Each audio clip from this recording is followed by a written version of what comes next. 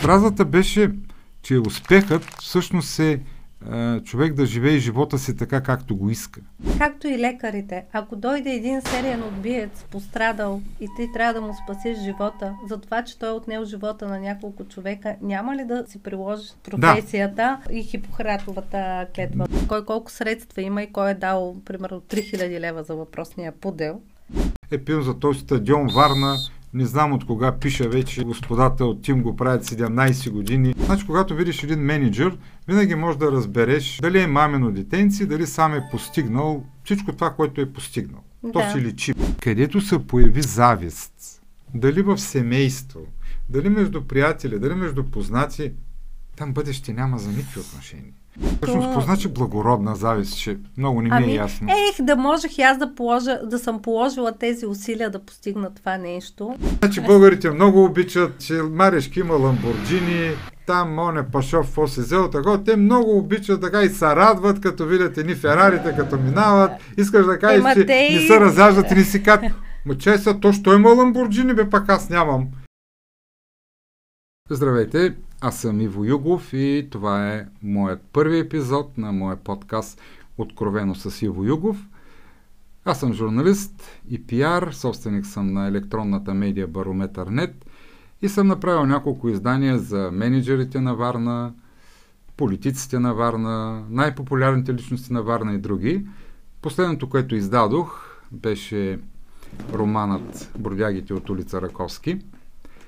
Идеята на моя подкаст е да представя хора, за които единственото важно е предизвикателството да са една крачка пред другите и се надявам, че интервютата, които ще ви представя с тях, ще ви предизвикат да се замислите за важните неща в живота.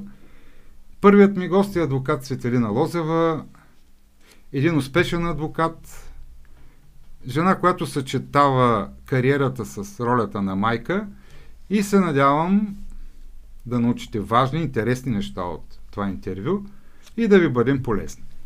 Здравей, как си? Здравей, добре съм и ти благодаря за поканата и ти пожелавам успех в това начинание. Благодаря ти и аз. Сега, първото нещо, което така ми е интересно, кой беше така човекът, най-близкият ти човек, който така допринесе за твоето развитие като личност? Когато си била още така, като по-малка, дете-ученик. Кой е допринесъл за развитието ми? Да, за оформянето ти като личност, така най-много. Разбира се, ще отговоря в случая моята майка. Така, с какво? Ами с цялата й борбеност, с цялата й амбиция, с подкрепата. Добре, а кое е най-важното нещо, което си запомнила от нея? Което сега ти помага в живота? Че винаги мога повече и да не се отказвам. Така. И да се надграждам. Добре, дори до ден днешен тя ми е коректив.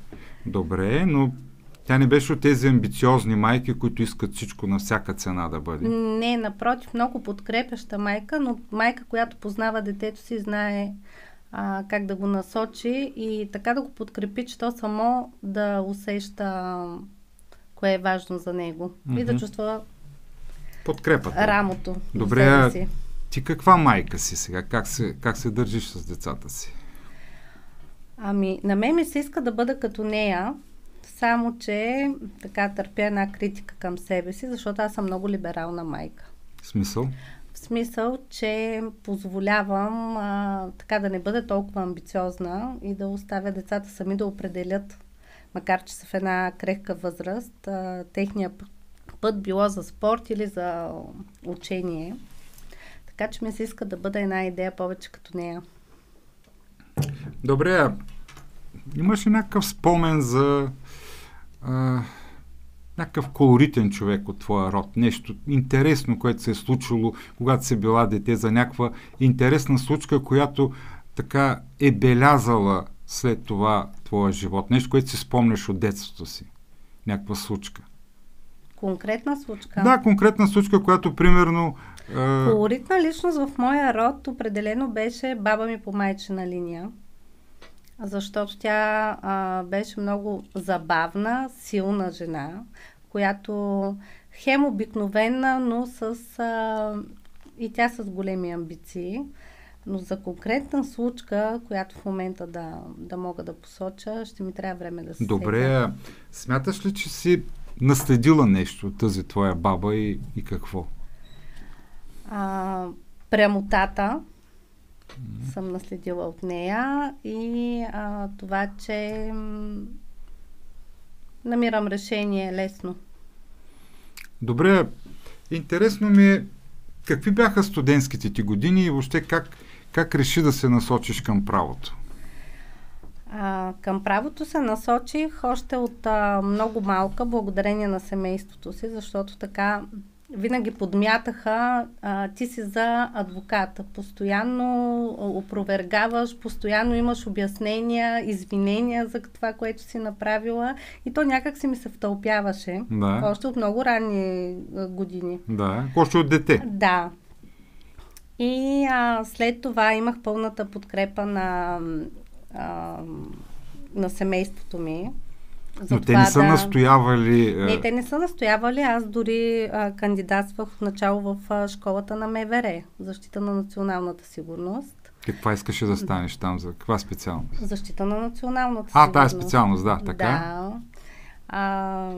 И след като не успях тогава да постигна резултати, ще да бъда приета, беше много трудно. Имаше само 6 места, кандидатстваха над 700 човека за тези 6 места. Така? Установихме, че тази специалност има и във Варненския свободен университет. Реших да запиша тук същата специалност, но пък резултатите ми препокриха тези на специалността право. Тоест, и тогава прецених, че... Следващия ми въпрос ще да бъде, но ти малко отговори на него, дали правото ти избра или ти избра правото? Как мислиш? Мисля, че аз го избрах. Ти го избра? Да. И сега доволна ли си от този избор? Мисля, че това е един от добрите ми избори в живота. Добре, това е така най-краткият отговор. Да. Така, коя е най-сериозната трудност, която си преживявала така като юрист, нещо, което си запомнила, когато си била така на прага на силите си? Все още не съм се чувствала на прага на силите си, но е трудна професия, тъй като ти работиш с човешките съдби. Не може да не ги приемаш лично нещата или да ги изолираш по някакъв начин. Така че всеки един казус е труден, но пък сладостта от това, когато постигнеш положителен резултат, е много по-голяма и забравяш трудностите по пътя, за да я достигнеш. Разбрах. Тоест, когато спечелиш едно дело, тогава така е най-приятният момент. Тези камъчета, които са те спъвали по пътя. Да. Добре. И обратното, ако загубиш, също усилията ти да са били на празно, е разочароващо, но пък в крайна сметка... Да, знаеш ли, аз съм се питал така доста пъти, той от филми, но и от някакви истории, такива, които съм чел. Ти си адвокат по гражданско право или... По семейно гражданско, да. Но не си по наказателно. Примерно, това са ти основните... Така започнах, но все по-често се ангажираме с наказателно-правни казуси. Разбрах. Знаеш ли, винаги ми е било интересно, когато един адвокат му се наложи да защитава един убиец или изнасилвач, за който има неопровержими доказателства, че е такъв и се знае, че е убиец, примерно. Да. Как го прави адвоката? В смисъл, как кореспондира, как живее със своята съвест, примерно, когато знае, че трябва да се опита да оправдае един убиец. Сега ще ти обясня. На първо място следва да си професионалист. Когато имаш подобен казус и има неопровержими доказателства и няма какво да направиш, тогава опцията е да смекчиш положението на виновното лице. И как да го смекчиш? Намериш. Когато има неопровержими доказателства... Да кажем да го посъветваш да сключи споразумение, за да си облегчи режима в целта на адвоката... за лишаване от свобода. Целта на адвоката не е ли да го оправдае, примерно както стана с... Ти казваш, само когато има неопровержими доказателства. Да, както стана с О.Джей Симпсън. Примерно имаше неопровержими доказателства, но той избра най-добрите адвокати в щатите и въпреки, че имаше тия доказателства, те го оправдаха. Но мен ме е интересно адвоката как се чувства, когато знае, че оправдава убиец. Защото ти знаеш, че той човек е убил и то е ясно, но ти трябва да работиш. Ама там вече професионализма. Какво значи професионализъм в случая? Да, това ми е интересно. В случая да знаеш как да боравиш с закона, за да може да извлечеш максимално най-доброто за твоя клиент. И ако ти намериш не толкова опровержими доказателства, намериш клаузи в закона и други нормативни актове, които можеш да приложиш. Тоест идеята е да смекчиш присъдата, така ли? Да смекчиш присъдата, ако не можеш естествено да го оправдаеш, да го посъветваш по най-добрия начин за него, как да се развие казуса. Това е идеята на защитника. И наистина трябва да проявиш професионализъм.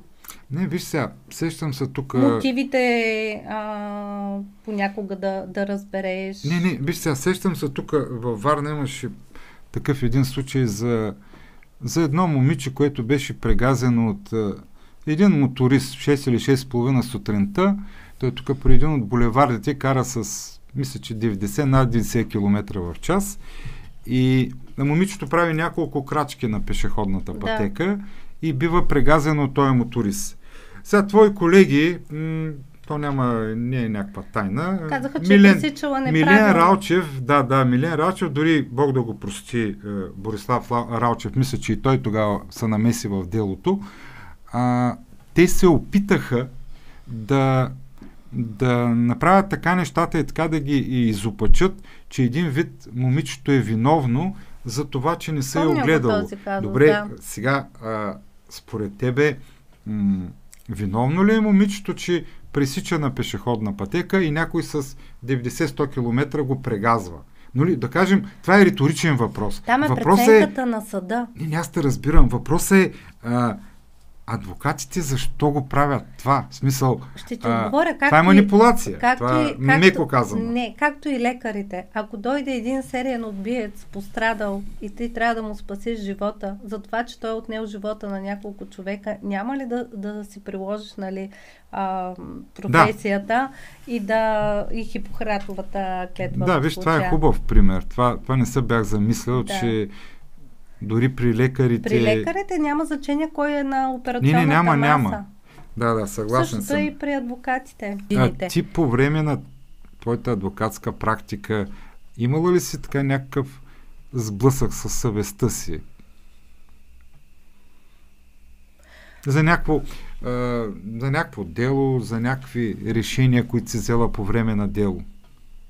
Все още не. Все още не и до момента, слава Богу, мога да си избирам делата, които мога да поема, така че свободно да работя и да не се налага да се боря със съвестта си. Добре. Какво те подтикна да успееш в кариерата си? Първо, че обичам професията. И когато обичаш това, което правиш, е лесно и да реализираш успех. Добре, какво е за тебе успеха всъщност? Добре свършената работа. А успеха в живота? Какво значи успех в живота за тебе? В живота успеха според мен е рано да се каже, защото сме максималисти. Нали? Да, аз съм майка на 2 деца, имам прекрасен съпруг, хубаво семейство. Познавам ги, да.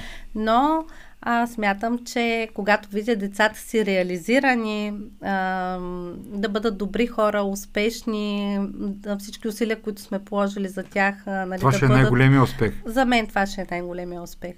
Защото има една фраза такава, някъде го бях чел, че всъщност успеха е, нали сега ти много хубаво го каза, нали, че за повечето хора сега успеха е свързан с пари, с някакви материални неща, това става така като едно средство за съизмерване на хората дори.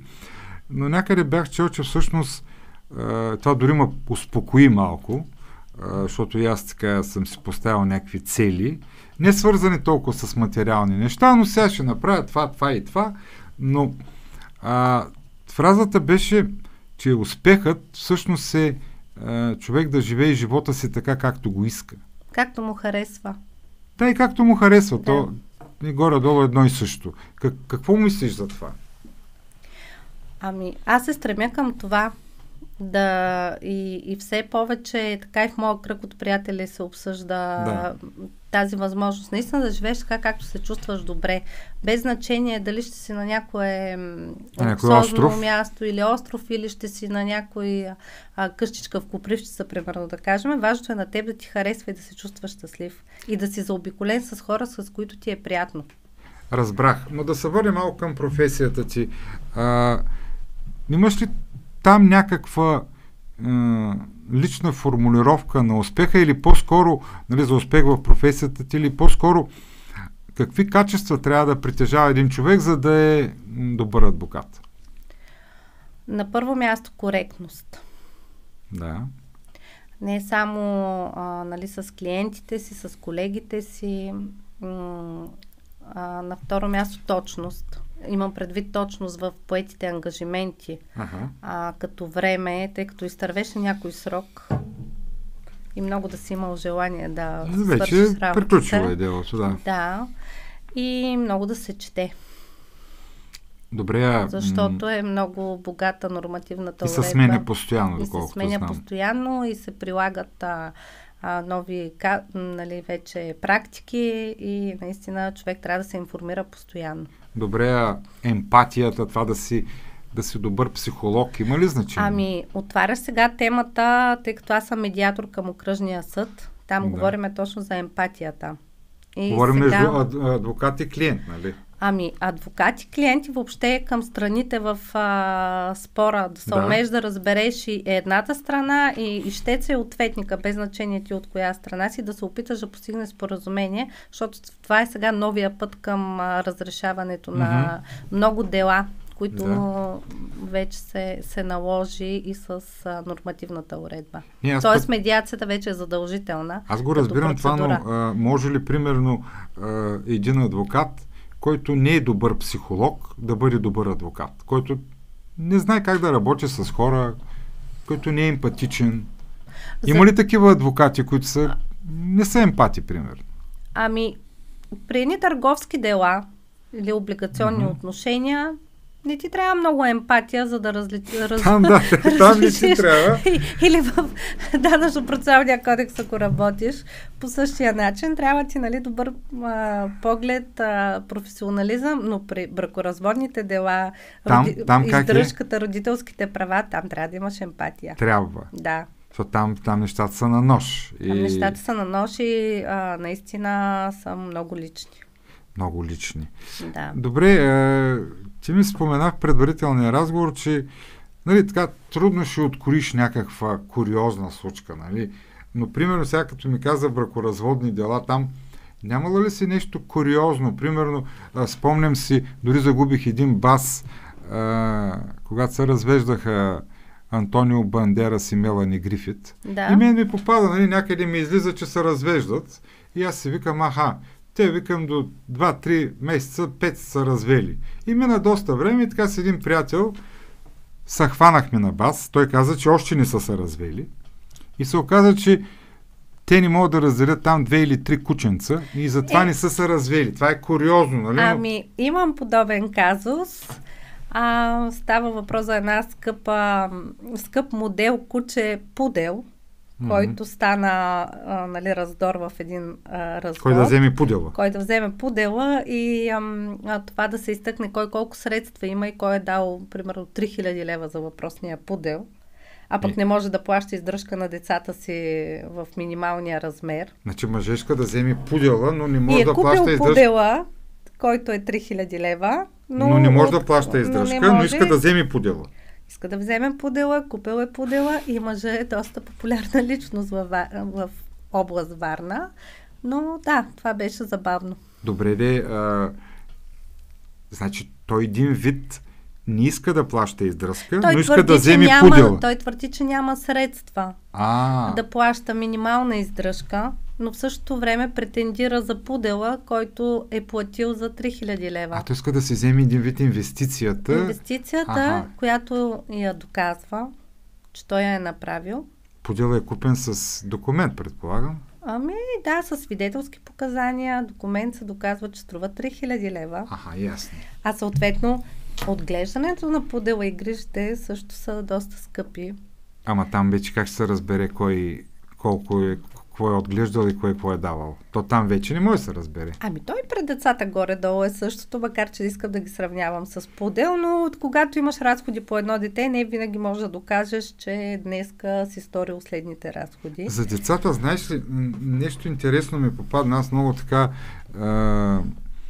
не бях вътре в тая тема, но се оказа, че дори един мой колега е в това сдружение на бащи, които нямат достъп до децата си. Да. И там се показват едни съдебни казуси, дори не ми се влиза в подробности, но възможно ли е, примерно, един баща да не може да вижда децата си година, две и това да е подкрепено от закона? Възможно е, ако е имало случай на домашно насилие, някакъв вид агресия, която е доказана и има ограничителна заповед, да не може бащата по закон да вижда. За някой няма. Майката прави обструкция, бащата да вижда децата. Това ми е ясно, но за някой няма такава заповед. Както и да е, да не навлизаме в това. Искам да те попитам, така по-ме е интересно, когато, така навлезе в професията, разбра същността и на професията. Примерно Боби Ралчев, ми каза, че още много млад е разбрал същността на професията на адвокатурата. Има ли илюзии, с които се раздели, които като влезе в професията ги имаш, а вече ги нямаш? Илюзиите за професията. Да ти кажа не, защото аз попаднах след като се дипломирах в кантора с колега Живко Калев се казва. Да, чувал съм го. Да, където се развиваха много различни правни казуси. Той тогава беше съветник на Общинския съвет, работеше с много частни фирми. Кантората беше много динамична. Какво научи от там? В смисъл от Живко Калев какво научи? Какво научих ли? Да. Първо, че всеки клиент е важен и неговия казус е изключително важен, без значение дали става въпрос за една земеделска земя или за корпоративни отношения, които са за примерно $500 000. Еднакво внимание трябва да обърнеш на всеки един клиент, защото неговия казус си е най-важен. И от тази кантора много плавно преминах през професията и не успях да имам илюзия. И някакви илюзии, примерно, още като започваш тая професия и примерно човек, аз примерно за себе си мога да кажа, че аз като започнах работа като журналист, аз имах някакви идеалистични представи, че с писане може да се промени нещо, че дори света може да се промени или конкретни неща. После почваш да разбираш, че много неща не могат да се променят, че един вид наливаш вода в каца без дъно.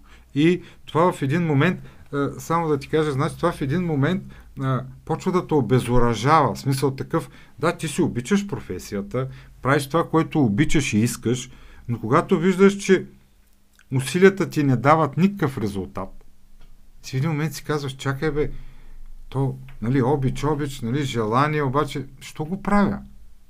Като няма резултат, като няма развитие дори на нещата и виждаш как едни доказани мошенници, престъпници, мутри, продължават да са си на свобода. Ти си писал там някакви неща, пил за този стадион Варна, не знам от кога пиша вече, господата от Тим го правят 17 години. Айде тук Прокопий Варненски малко по-бързо е построи, там първия владика, втория владика. Да. Ама тук за този стадион, значи то просто... аз си говоря, не искам да коментираш на този казус, но не исках да ти кажа, че Чувствала ли си се обезверена в даден момент от професията си? Не. От трудностите? Не. И сега ще ти отговоря защо. Положителните резултати в работата ми са били повече от негативните, които... Негативни, искаш да кажеш загуба на дело?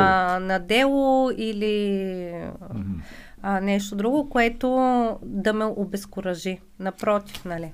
Сетих се нещо, нали, ние говорихме за успеха, но когато правих там тази поредица за менеджерите на Варна и съм ги питал, нали, повечето от менеджерите, с какво не могат да се преборят в живота си. Значи, тук говорим за хора, значи, когато видиш един менеджер, винаги можеш да разбереш дали е мамино детенци, дали сам е постигнал всичко това, което е постигнал. Да. То си личи. Мен ми трябва 2-3 разговора, нали, сега той има информация. Да се ориентираш, да. Така.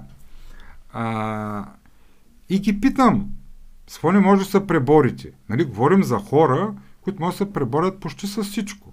Нали, които управляват хора, бизнеси, милиони и така нататък. И те повечето ми отговориха с завистта.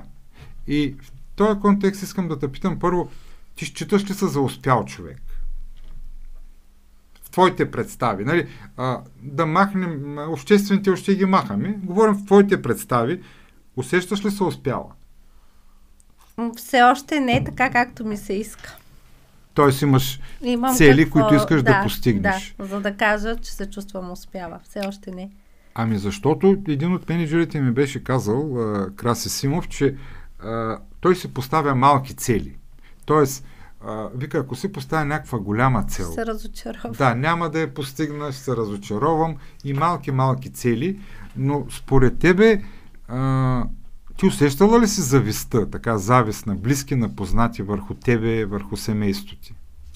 Приятели, които да си загубила или като си вървяла така по пътя нагоре? Усещала съм, но като че ли не съм обърнала голямо внимание. Защото съм си по-фокусирана в... Ама чакай, тях вече ги няма в живота ти.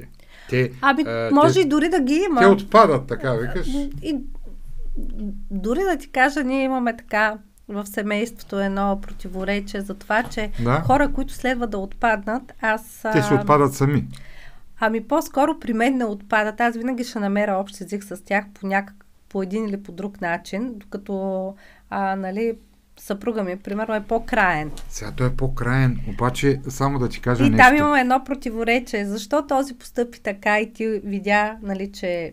И продължаваш да общуваш с него. Продължаваш да общуваш. Ама защото на мен не ми пречи тази завист. Сега не ти пречи, но според мен, нали, мое лично мнение е, че където се появи завист, дали в семейство, дали между приятели, дали между познати, там бъдеще няма за никакви отношения. Значи, завистта, ти знаеш, тя разяжда отвътре. Този, който, нали, завижда, той умира по-малко със всеки успех на другия. И ето питам те, това е малко... Да, ама то е неговия проблем. Той не е негов, ама що го оставиш в живота си, Тос? Защото аз не чувствам, че на мен ми пречи по някакъв начин. И даже малко снисходително си изпитвам. Добре, според тебе, защо българите не обичаме успелите хора? Какво ни пречи да ги обичаме? Аз не съм съгласна, обаче с това. Кабая ще поспорим. В смисъл, как не си съгласна? Ами не съм съгласна. Значи българите много обичат, че Марешки има Ламборджини, там Моне Пашов какво си взел, така. Те много обичат така и се радват, като видят едни Ферарите, като минават. Искаш да кажеш, че не се разяждат и не си кат. Ма че са, то що има Ламборджини, бе, пак аз нямам. Пашов що кара той, Марешки що кара той. Може би беше така, ама сега мисля, че не. Защото се оказа, че може и да не си Марешки и пак да имаш Ламборджини. Да, бе. Да. Така лесно ще си купиш Ламборджини. Само това ще си купиш обаче. Стига, бе. Без друго. Много хора живеят на квартира, няма пари, жилище да си купят ти купиш Ламборджини и ще имаш само Ламборджини. Добре, къде ще го караш? По кои пътища? По тези, които и Марешки кара. Виж сега, при пътищарските босове има един парадокс. Какъв? Че те имат много скъпи коли. Сега, примерно, там да не ги изреждам. Велико Желев, там другите другари.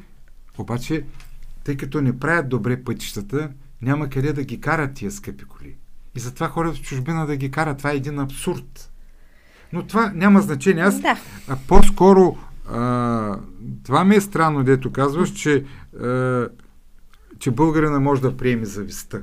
Не може. Българина живее от завист. Много хора живеят от злоба. Те живеят, сега да не давам примери с някакви хора, нали, защо участват някъде, защо правят дадено нещо, правят го напук, правят го от завист. Ти явно това чувство не си го изпитвала. Не. Не си ли завиждала никога, на никого, за нищо? Както и да ти прозвучи наистина. Не бе, както и да ми прозвучи. Не съм. Добре. Мога да съм изпитала завист, ама тя не е тая завист, лошата. Да, когато... Всъщност, какво значи благородна завист, че много не ми е ясно. Да можех и аз да съм положила тези усилия да постигна това нещо, ама така. Благородно, нали? Така, без злоба. По-скоро към себе си се обръща. Защо ти не направи това и това? Ето този човек ти показа, че може, и ако имаш амбицията, можеш и ти. Добре, като се обърнеш така към себе си, навътре към себе си, има ли нещо, за което не можеш да си простиш сама на себе си? Като че ли не. Няма човек, който да няма нещо, по-скоро за което си мисля да иска да за се прости. децата, че можех да бъда малко по-строга.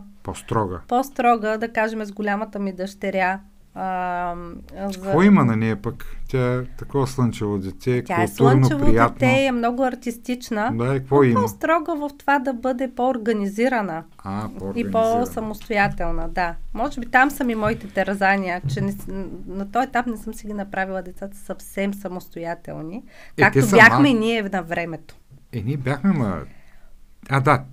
Бяхме. Този тип по-самостоятелни бяхме, да. Да. Така е, да. Добре, има ли нещо, което научаваш от децата си? Кое е най-важното, което си научила от тях? Че трябва да си много адаптивен. Нещата се променят бързо и за да си на тяхното ниво и да те възприемат като адекватен родител, трябва да се информираш и адаптираш много бързо. И да си гъвкав, да се нагаждаш. Гъвкав, да. Защото когато ми отговориш с техните там жаргони, знаеш им игрите, които играят, песните, които пеят в момента, нали, от TikTok и други социални мрежи. Да. Така, ама ти, мама, откъде знаеш? Нали, мама се интересува, мама чете. Няма как иначе. Не те възприемат на сериозно, ако не знаеш. Добре, благодаря ти. Мисля, че се получи така един хубав разговор, свободен разговор. Но искам накрая да ми напишеш тук в тая моя книга с удоволствие една мисъл, която вдъхновява, една твоя любима мисъл, нещо, което е там на първия лист, точно там, да. И го прочети. Когато всичко върви срещу теб, помни, че самолета винаги излета срещу вятъра. Добре. Благодаря ти. Пожелавам ти успех, защото ти заслужаваш. Благодаря ти.